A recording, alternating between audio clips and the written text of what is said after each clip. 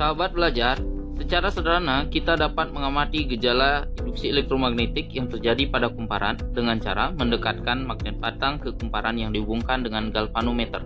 Ketika kutub utara magnet digerakkan masuk dan keluar kumparan, di sana tampak jarum galvanometer menyimpang ke kanan dan ke kiri. Mengapa demikian?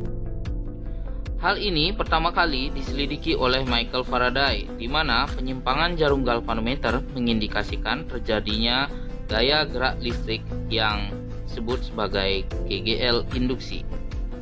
Menurut Faraday, gerakan magnet masuk dan keluar kumparan menyebabkan terjadinya perubahan jumlah garis-garis medan magnetik di dalam kumparan, sehingga menimbulkan gaya gerak listrik induksi yang ditandai dengan menyimpangnya jarum galvanometer. Sedangkan ketika magnet tidak bergerak atau diam, maka tidak terjadi penyimpangan jarum galvanometer. Selanjutnya, Faraday menyimpulkan bahwa besarnya GGL induksi dipengaruhi oleh kecepatan perubahan jumlah garis medan magnetik yang menembus permukaan kumparan dan jumlah lilitan kumparan. Tanda negatif pada persamaan Faraday selanjutnya dapat dijelaskan menggunakan hukum Lenz.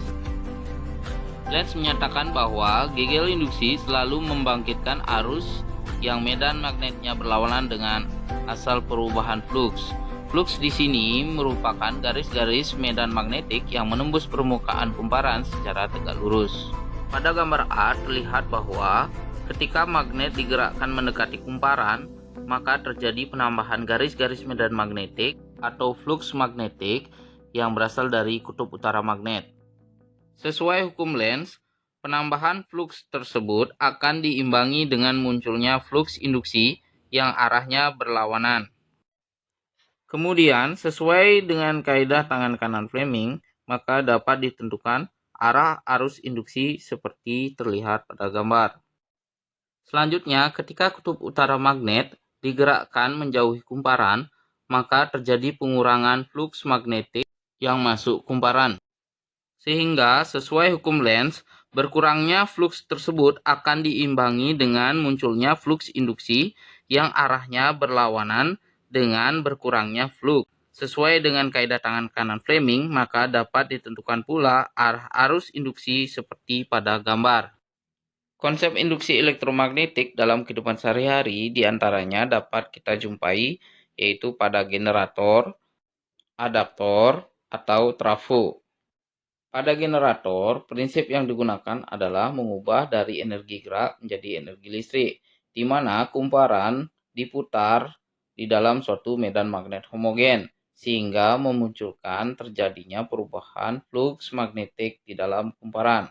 Perubahan flux tersebut menyebabkan terjadinya GGL induksi yang pada akhirnya menghasilkan aliran arus listrik.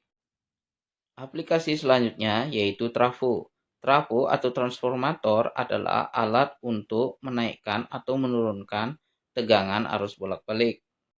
Trafo terdiri dari dua jenis, yaitu trafo step up, yaitu menaik tegangan, dan trafo step down, yaitu penurun tegangan.